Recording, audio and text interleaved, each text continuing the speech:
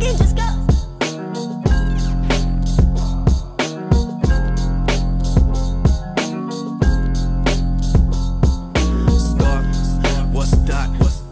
All right, there, guys, welcome back to the channel. Today, we're going to be talking about the defenders that have been linked with Liverpool.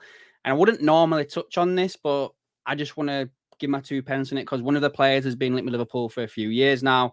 And one of them also probably does make a little bit of sense as well regarding the younger player.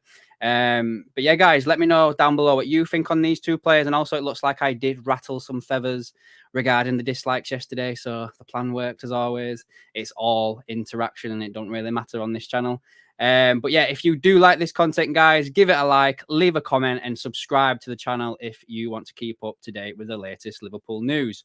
So here we go. We're talking about Jonathan Tah first.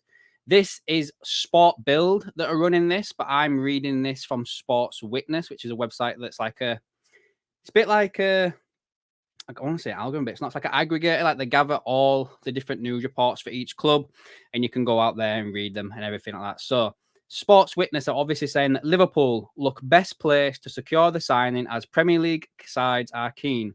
Reds can start talks soon. Liverpool, Tottenham, Chelsea, and Man United are all in the mix to sign the Bayer Leverkusen star Jonathan Tah, according to this week's edition of Sports Build. Now, this is a player that's been linked with Liverpool for about 4 years now, probably even longer, maybe. And it looked like for a long, long time that he was going to join Bayern Munich. His contract obviously does expire at the end of the season, but it didn't look like that Bayern Munich was willing to pay any money.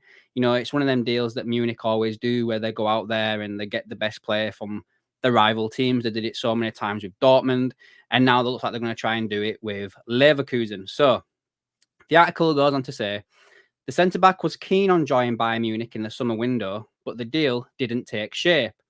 Tah has less than a year left on his deal and has confirmed he won't be signing a new contract.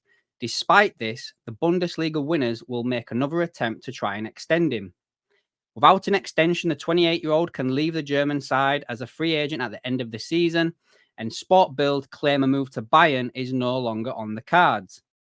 The German's international's desire is to play for an English club. He's not short of options there, as Liverpool, Tottenham, Chelsea, United are all keen. Barcelona are also in the picture. They seem to be in the picture every single player nowadays, don't they? Among Liverpool, Tottenham, and Chelsea and United, Liverpool look best placed to sign Tah. Van Dijk's contract expires in 2025, and his future beyond this season remains uncertain. It's not yet clear whether Van Dijk will sign an extension. Taking this into account, Slot side can start talks with Tah over a potential free transfer in the summer. So that's the bits that's regarding Liverpool in this, guys. Now, again, both these players have been linked with as a potential replacement for Virgil van Dijk. Both reports are coming from different countries. This one's from Germany. The player we're going to talk about next is the report comes from Spain. But here's the stats for you guys anyway for Jonathan Tah. So as you can see there, he joined Bayer Leverkusen in 2015. He's a right-footed centre-back. Contract expires at the end of next year, which we've already spoke about. And his outfit is Adidas. Now, that's interesting, obviously, because the rumours are that Liverpool are going to be sponsored by Adidas going forward, starting from next year. But as you can see at the bottom there, I've got his percentiles here at the bottom for you all to read off. You know, he seems to be really good at his forward passes. Defensive actions are pretty decent, I guess. He doesn't win that many of his duels, just a little under 50%. Aerial percentages is pretty good. His progressive carries are good. And his minutes played, I'd say, is about average for a footballer who didn't get injured. And his injury record shows that he's not had a serious injury for about 4 years now. So there's that on the plus side as well, guys. This is Jonathan Tah compared to Virgil van Dijk, who obviously they're citing as his replacement. So, you know, he's 4 years younger than Van Dijk. His passes are better than Van Dijk. Forward passes are better than Van Dijk. But his progressive passes are not. His defensive actions are better. He's a hell of a lot worse in his defensive duels. Just a little bit worse in the aerial side of things. Progressive carries, give or take, not that much. And his minutes played, obviously, are significantly lower than Virgil van Dijk. What do you think about this, guys? Is this the player you think Liverpool should be going for, Jonathan Tah, as a potential replacement for Van Dijk? Or do you think, as in being like a free transfer, is that just an opportunity that you think Liverpool can't really miss out on? Let me know down below in the comments, guys. The last player we're going to talk about is this guy, Loic Bade. Reports from Spain, according to Fitches, if that's how you pronounce that name, the report there highlighted in blue. They're saying that Liverpool's sporting director, Richard Hughes, is stepping up his hunt to sign the player as Van Dijk's ideal successor at Anfield. The Seville defender's stats illustrate he could be the perfect heir. Hughes has shown a persistent interest in luring the player to Anfield, with the French defender seen as an ideal successor to Van Dijk. I'm taking this report from Team Talk, and they're basically pulling it from the Spanish site themselves. And they go on to just say how, I've just said there, and however, a deal for the 24-year-old will not come cheap. He was loaned out at Nottingham Forest recently, and he's got a release clause of 50.6 million in his contract, with Seville understood to not be willing to listen to offers below the exit fee, with competition for his services being tough.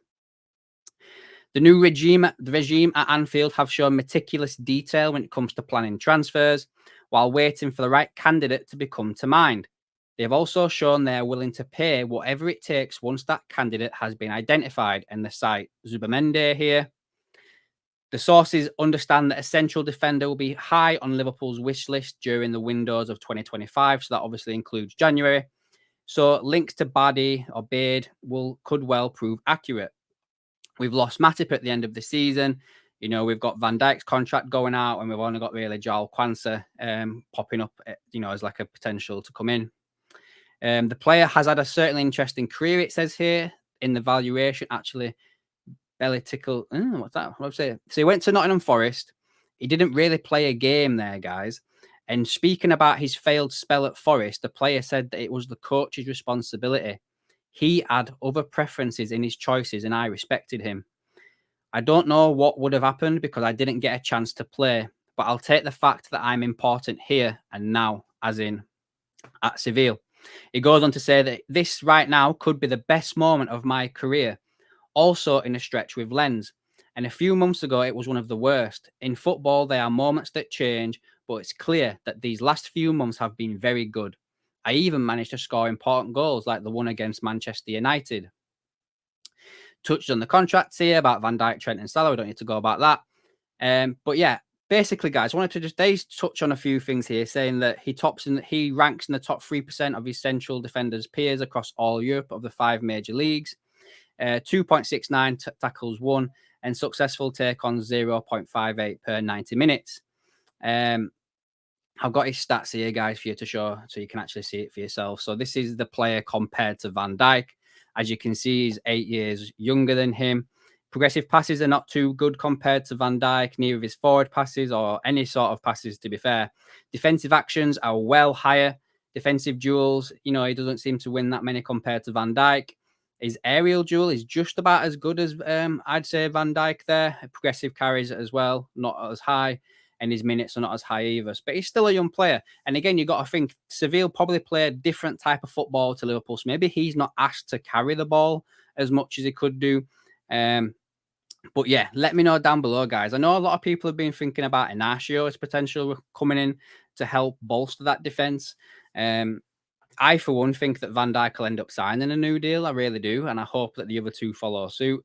But anyway, guys, that's it for this video. Let me know down below what you think about these two players we've been linked with. Are you happy with either one? If I had to make a choice out of these two, I'd probably would pick the younger lad, Bade. I'm going to call him Bade, at Seville. I'd probably pick him just because of the age, and he might have a bit more of a higher ceiling compared to Jonathan Tah. But that's just my opinion, guys. But anyway, let me know down below what you think about all this. Give the video a like if you've enjoyed it, and subscribe to the channel to keep up to date, guys. And I'll catch you in the next one.